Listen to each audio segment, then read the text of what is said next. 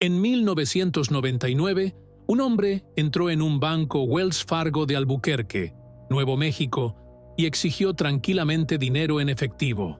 Al principio, se mostró tranquilo y sereno, sin amenazas ni caos.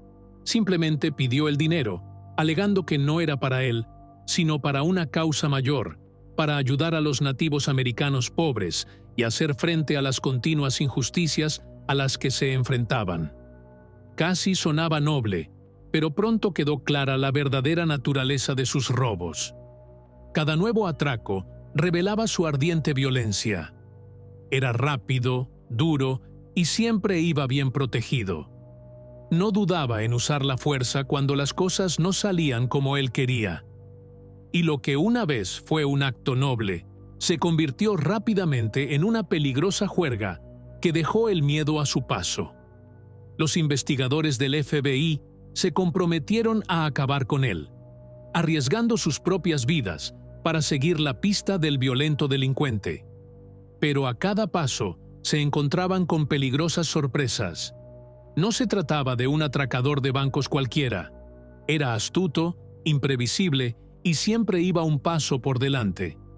A medida que se intensificaba la persecución, las fuerzas del orden se dieron cuenta de que estaban persiguiendo a alguien que no tenía nada que perder y que no se detendría ante nada para escapar.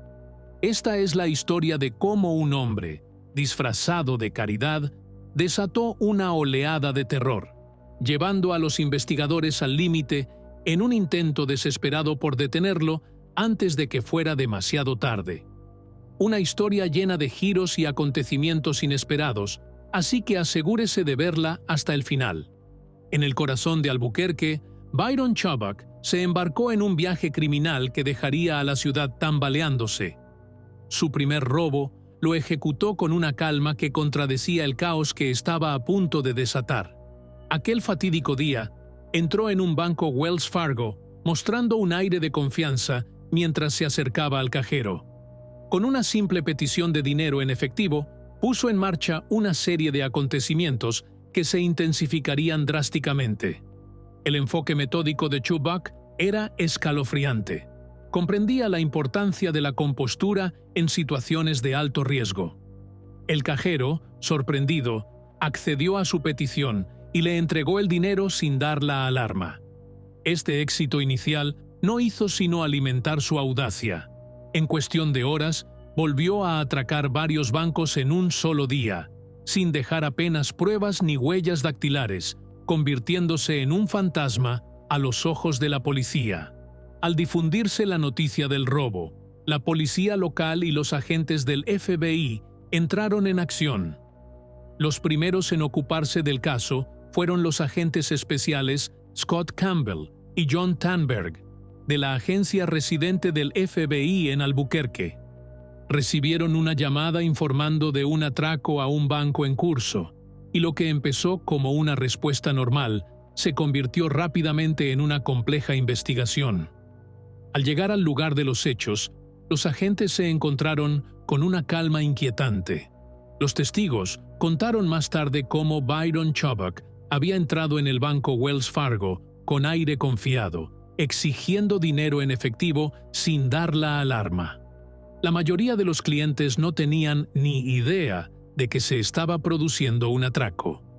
No hubo gritos ni caos, solo un silencio escalofriante que perseguiría a los presentes. Los agentes se enteraron de que Chubbuck había ejecutado su plan con precisión. Se movía con rapidez, recogiendo dinero de los cajeros mientras mantenía una actitud que sugería que tenía el control absoluto. La descripción que recogieron era vaga. Se trataba de un varón blanco, posiblemente hispano, de pelo oscuro y complexión media, que llevaba gafas de sol y una gorra de béisbol. Esta falta de rasgos distintivos resultaría ser un obstáculo importante para los investigadores.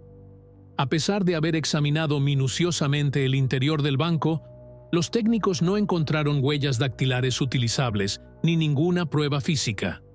Las cámaras de seguridad habían captado imágenes del atracador, pero la calidad era mala, imágenes granuladas que no permitían ver claramente su rostro. La frustración fue en aumento a medida que los agentes se daban cuenta de que tenían poco con lo que seguir. Chubbuck se había esfumado. A medida que avanzaba la investigación, los agentes del FBI recibieron una noticia crucial. Un vecino que vivía detrás del banco había sido testigo de cómo un hombre huía del lugar, dando la vuelta a la esquina momentos después del atraco. Lo que llamó la atención de los investigadores fue una nube de niebla roja que le seguía, señal reveladora de que había activado un paquete de tinte oculto entre el dinero robado. Era su hombre. El testigo aportó un dato vital: la matrícula completa de un vehículo matriculado en Nevada. Este detalle confirmó sus sospechas de que Chubbuck no era de aquí. Probablemente estaba de paso por Albuquerque. Los agentes pasaron rápidamente la matrícula por su centro de despacho, descubriendo al propietario registrado y una dirección vinculada a un motel del Strip de Las Vegas. Parecía plausible que se tratara de una tapadera para despistar a las fuerzas del orden. Sin embargo, a medida que se profundizaba en la investigación, se llegaba a un callejón sin salida. Decididos a no perder impulso, los agentes decidieron adoptar otro enfoque. Comprobaron la matrícula en una agencia de crédito y obtuvieron un resultado inesperado. El FBI descubrió que el vehículo también estaba vinculado a una dirección en Wyoming. Un agente de Wyoming entrevistó al propietario registrado y le preguntó por su paradero el día de los robos. El hombre explicó que había estado en Wyoming haciendo una entrevista de trabajo como empleado de correos, coartada corroborada por su supervisor. Insistió en que era un ciudadano respetuoso con la ley, totalmente ajeno a cualquier actividad delictiva relacionada con su vehículo. Pero entonces se produjo un giro inesperado. Reveló que ya no poseía el coche. Ahora estaba en manos de su exmujer, Carlito, que vivía en Albuquerque. Esta revelación devolvió a los agentes e investigadores al punto de partida, pero también abrió una nueva vía de investigación. Sabían que tenían que llegar hasta Carlito y explorar cualquier conexión que pudiera tener con Byron Chubbuck y su creciente lista de crímenes. Tras localizar a Carlito, la ex esposa del propietario registrado del vehículo, los agentes estaban ansiosos por recabar información. Se pusieron en contacto con ella para hablar del paradero de su vehículo y de quién lo controlaba en el momento de los atracos a los bancos. Carlito explicó que el día del atraco había estado en el trabajo y, aunque tenía una familia numerosa en la zona que a menudo le pedía prestado el coche, no estaba segura de quién lo había tenido el día anterior. Señaló que el vehículo estaba aparcado en su lugar habitual, cerca de su apartamento, pero mencionó que tenía menos gasolina que cuando lo había dejado. Este detalle levantó sospechas entre los investigadores, sobre todo teniendo en cuenta que estaban buscando pruebas de la explosión del paquete de tinte que se había producido durante el robo. A pesar de su consentimiento para el registro, los agentes no encontraron restos de tinte rojo en el interior del vehículo. Aunque era posible que el testigo se hubiera equivocado al identificar la matrícula, los investigadores se sintieron incómodos con la historia de Carlito. La coincidencia de que su vehículo estuviera relacionado con un robo mientras estaba matriculado en Nevada parecía demasiado significativa como para ignorarla. Aunque no había pruebas contundentes que la relacionaran con los delitos, algo en su relato resultaba sospechoso. A medida que los agentes continuaban su investigación, se encontraban con la frustración. Los robos seguían sin resolverse, y pasaron varios meses sin que aparecieran nuevas pistas. En marzo, Chubbuck volvió a atacar, esta vez varios bancos en rápida sucesión. Su modus operandi seguía siendo el mismo. Entraba rápidamente, exigía dinero y se marchaba sin dejar pruebas. Desde mediados de marzo hasta mayo, aproximadamente 6 bancos fueron víctimas de su reino del terror. Los testigos proporcionaron descripciones que apuntaban a un atracador de bancos en serie que operaba en Albuquerque. La policía local y los agentes del FBI sabían que tenían que identificar a este bandido solitario antes de que alguien saliera herido. A medida que Chop Buck continuaba con su juerga, se volvía cada vez más agresivo. Según el agente especial del FBI, John Tanker, empezó a correr más riesgos, moviéndose detrás de los mostradores de los cajeros y exigiendo dinero de varios cajones a la vez. Su imprevisibilidad fue en aumento. Los agentes temían que, con cada robo, estuviera más desesperado y dispuesto a emplear la violencia. Estas señales sugerían que podría estar bajo los efectos de estupefacientes durante algunos encuentros. Su comportamiento a menudo se acercaba a la agresión física, lo que parecía inapropiado para la situación. En ocasiones, Chop Buck sorprendía a los cajeros anunciando que el dinero robado se destinaría a los niños hambrientos de México, lo que complicaba aún más su retorcida narrativa. Tras un atraco en junio, los agentes obtuvieron por fin mejores fotos de Chop Buck tomadas por las cámaras de seguridad. Sin pruebas físicas que lo relacionaran con ninguna escena del crimen, estas imágenes se convirtieron en su mejor pista. El FBI comprendió la importancia del compromiso público. Necesitaban captar la imaginación de la comunidad. En un movimiento estratégico, el FBI le apodó Robin el Encapuchado, jugando con sus dudosas afirmaciones sobre el uso del dinero robado para fines benéficos. Los medios de comunicación locales no tardaron en hacerse eco de la historia, lo que no hizo sino aumentar la notoriedad de Chop Buck.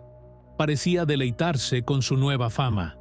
Los testigos informaron de casos en los que se burlaba de los cajeros diciendo cosas como: ya sabéis quién soy. Soy Robin el Encapuchado. A pesar de que su nombre llamaba la atención, los agentes se mostraron escépticos sobre sus afirmaciones altruistas.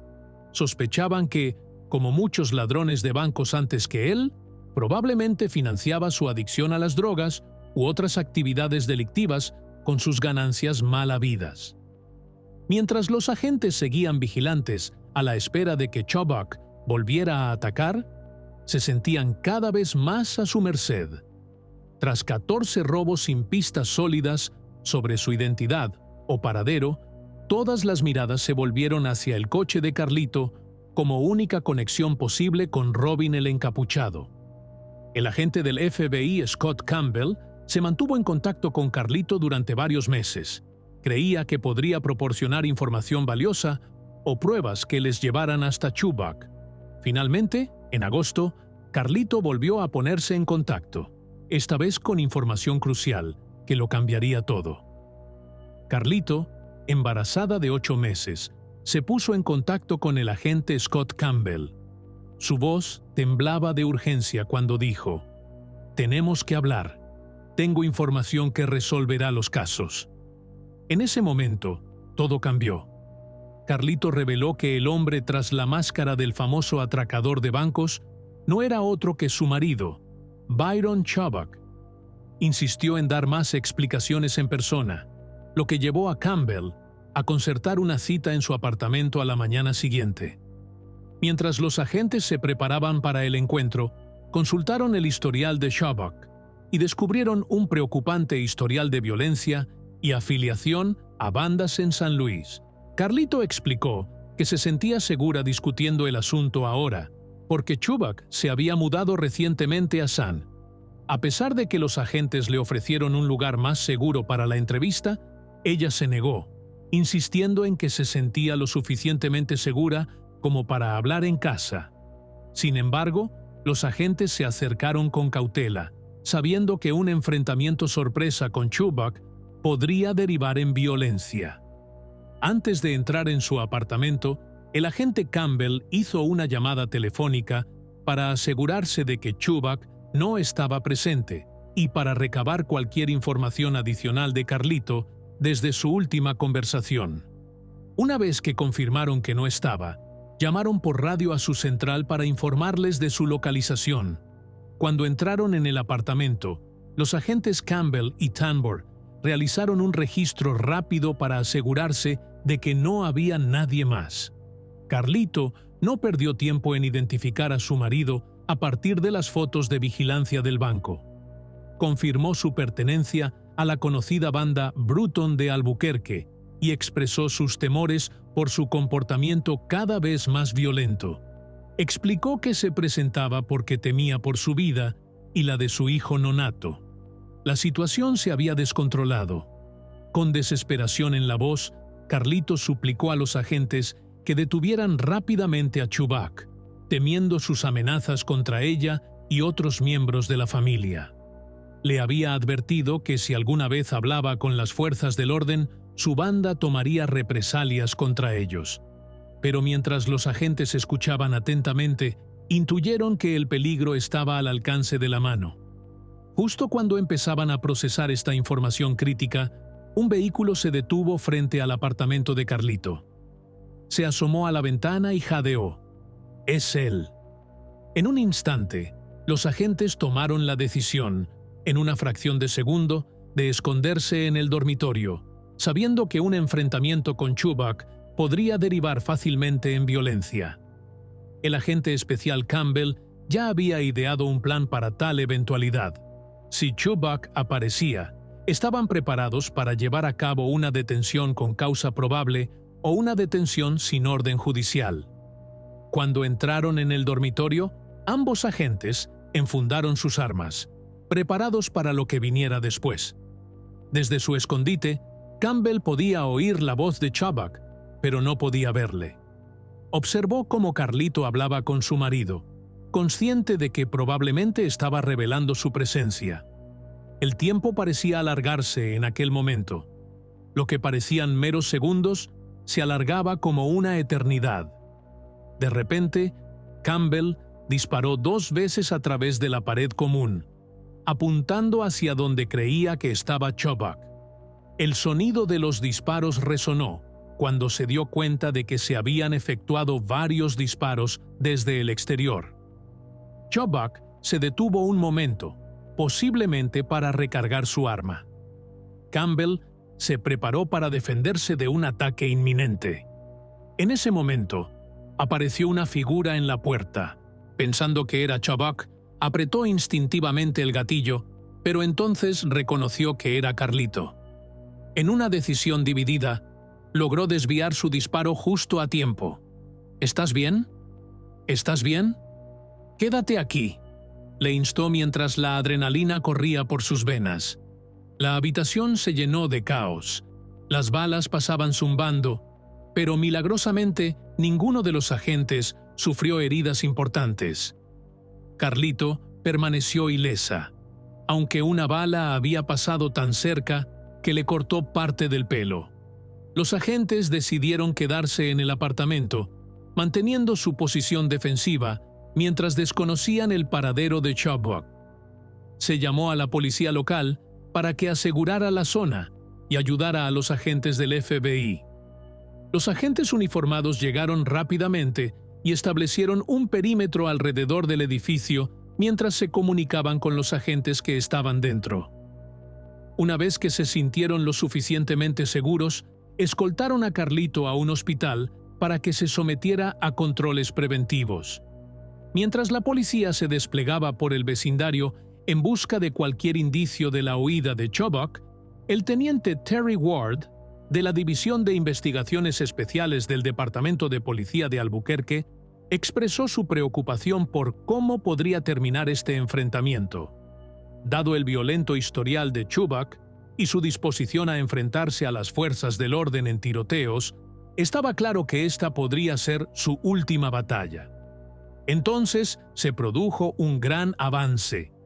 Un agente vio a Chubak a través de la ventana de otro apartamento, a solo 2 puertas del de Carlito. Se inició un tenso enfrentamiento y las autoridades lo rodearon, pero no dio señales de rendirse. El Departamento de Policía de Albuquerque desplegó a su negociador de rehenes con la esperanza de convencer a Chubak de que se entregara. Sin embargo, se hizo el silencio, y Chubak se negó a responder. Siguió moviéndose dentro del edificio en un intento de escapar. Durante 3 angustiosas horas, no hubo comunicación con él hasta que, de repente, se dio a la fuga hacia el apartamento de Carlito. En un instante, los agentes entraron en acción y le dispararon con una escopeta de perdigones, una medida no letal para aturdirlo sin causarle daños graves. En todo este calvario, milagrosamente, nadie resultó herido. Los investigadores detuvieron rápidamente a Chubbuck y lo trasladaron a la oficina del FBI para ficharlo. Byron Chubbuck se declaró culpable de 14 cargos de atraco a un banco y agresión a agentes federales, por lo que recibió una cuantiosa condena de 40 años de prisión. Sin embargo, los agentes implicados en el caso solo pudieron recuperar unos pocos dólares del dinero robado. En retrospectiva, nunca creyeron sus afirmaciones de que el dinero estaba destinado a alimentar a niños hambrientos. A medida que le fueron conociendo mejor, quedó claro que su verdadera motivación era la costumbre. Pero Chubbuck no tenía intención de pasar las siguientes 4 décadas entre rejas. El 21 de diciembre de 2000, anunció su deseo de despedir a sus abogados de oficio y retirar su declaración de culpabilidad, un movimiento calculado que le obligaría a asistir a una vista judicial. Después de esa vista, cuando era trasladado de vuelta al centro penitenciario de Santa Fe, en el condado de Santa Fe, Chubbuck protagonizó una audaz fuga. De algún modo, había conseguido una llave para las esposas, con lo que se liberó de las ataduras de las muñecas y los tobillos. En una audaz maniobra, dio una patada a la ventanilla de la furgoneta y empezó a salir por ella. El conductor oyó un fuerte estruendo y al principio pensó que se trataba de un accidente. Cuando miró hacia atrás, se sorprendió al ver a Chubbuck a medio camino de la ventana. Los guardias intentaron intervenir, pero Chubbuck se movía demasiado deprisa para que pudieran reaccionar sin dejar desatendidos a los demás presos. En un instante, Byron Chubbuck se dio a la fuga. Al difundirse la noticia de su fuga en Albuquerque, el inspector jefe de los U.S. Marshal, Eric Neighbor, informó de que se habían efectuado disparos contra Chubbuck durante su huida. Sin embargo, al parecer no había sido alcanzado por ninguna de esas balas. La policía local coordinó una persecución masiva en la que participaron numerosas fuerzas del orden. Unidades caninas rastrearon la zona, mientras que helicópteros realizaban barridos aéreos por encima del lugar por donde había escapado. El FBI comprendió que un fugitivo desesperado podía ser capaz de cualquier cosa. Necesitaban encontrarlo rápidamente antes de que personas inocentes sufrieran daños. A medida que pasaban las horas sin que apareciera rastro alguno de Chubbuck, las autoridades se vieron obligadas a ampliar la zona de búsqueda. Investigadores de 6 organismos diferentes trabajaron incansablemente para cerrar los alrededores, estableciendo controles de carretera y registrando calle por calle, casa por casa. A pesar de sus enormes esfuerzos, no consiguieron nada, hasta que una vecina de la zona denunció que le habían robado el coche. Describió cómo un hombre que encajaba con la descripción de Chubbuck la había obligado a subir a su coche apenas una hora antes y le había ordenado que le llevara a las afueras de la ciudad antes de liberarla ilesa. Proporcionó a los investigadores detalles sobre el lugar donde lo dejó y la ropa que llevaba en ese momento. Los investigadores volvieron a centrar su búsqueda en esa zona, pero no encontraron nada y finalmente suspendieron la persecución a las 9 de la noche. Podría haberse alejado cientos de kilómetros. Sin pistas inmediatas sobre su paradero, se pasó de una búsqueda activa a un enfoque de investigación destinado a localizar dónde podría estar escondido. Las entrevistas con familiares y socios conocidos revelaron resistencia. La traición era lo último que querían.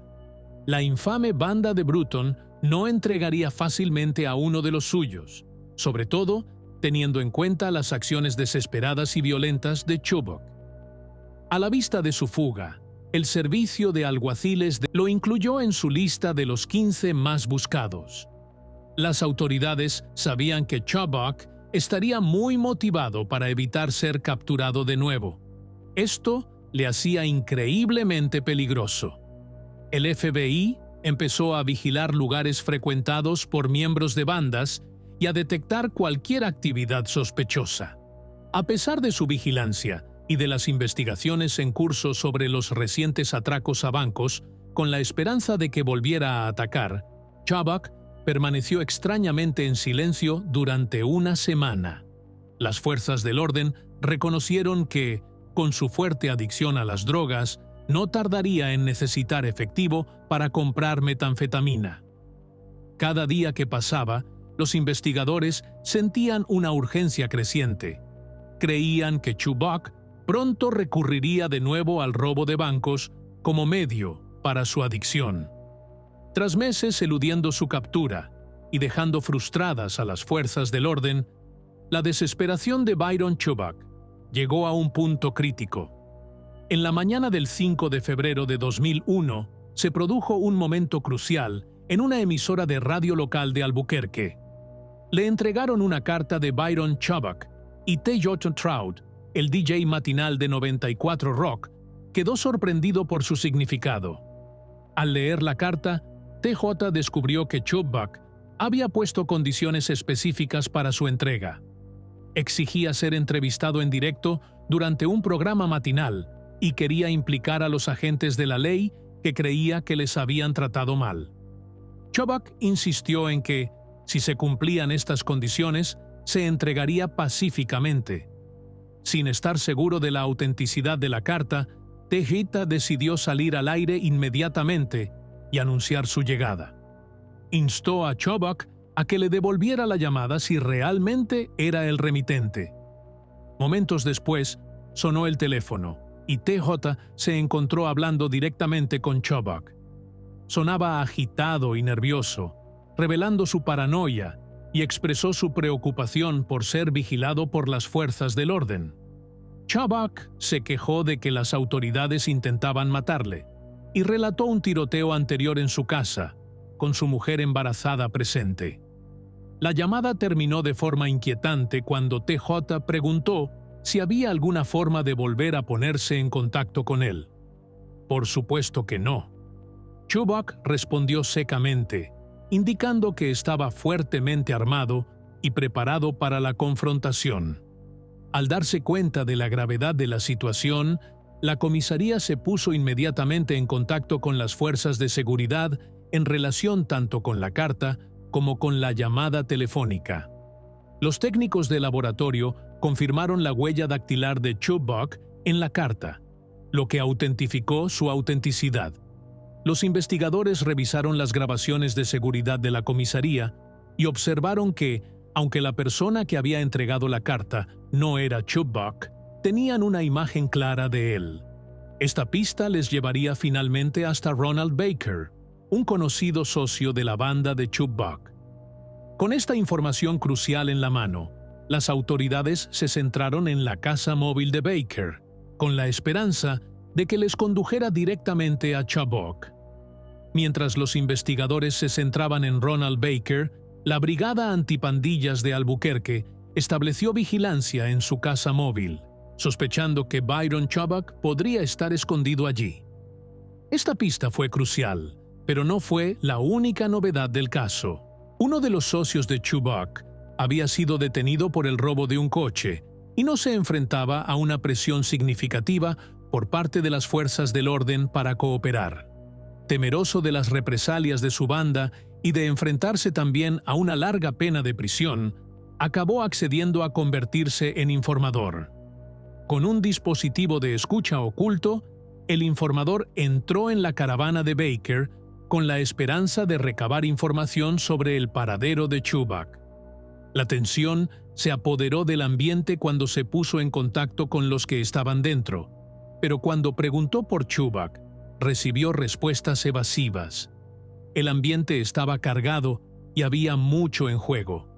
Si la banda se daba cuenta de que estaba cooperando con las fuerzas del orden, su vida podía correr peligro. A pesar de los riesgos, la misión era fundamental para los investigadores, que creían estar cerca de descubrir el paradero de Chubbuck.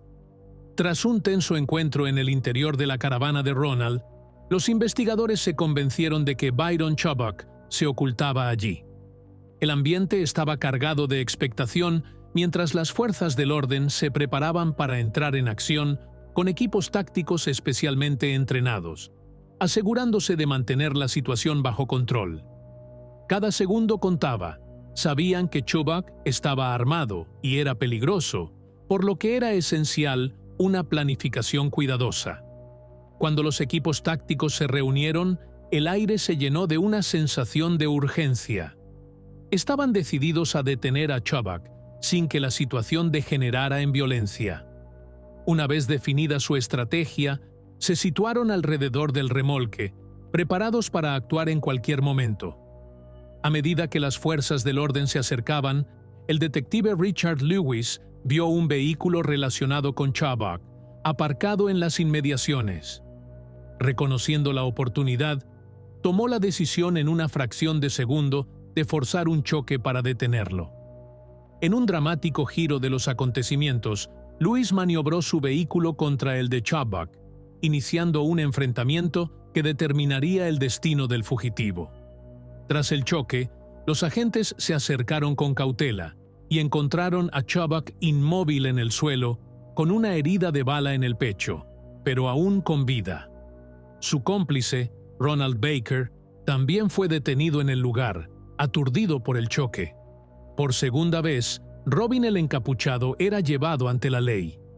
Se le imputaron los mismos 14 robos y otros cargos, y esta vez, su condena original de 40 años se duplicó a 80 años.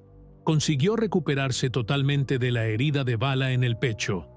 En 2016, se le redujeron 25 años de condena tras ganar una apelación. Independientemente de lo que digamos del hombre, era inteligente. Es una pena que eligiera utilizar su intelecto por medios ilegales. También hay que reconocer el mérito de las fuerzas del orden por no rendirse y mantenerse firmes. Gracias a ellos, un peligroso delincuente y sus cómplices están entre rejas.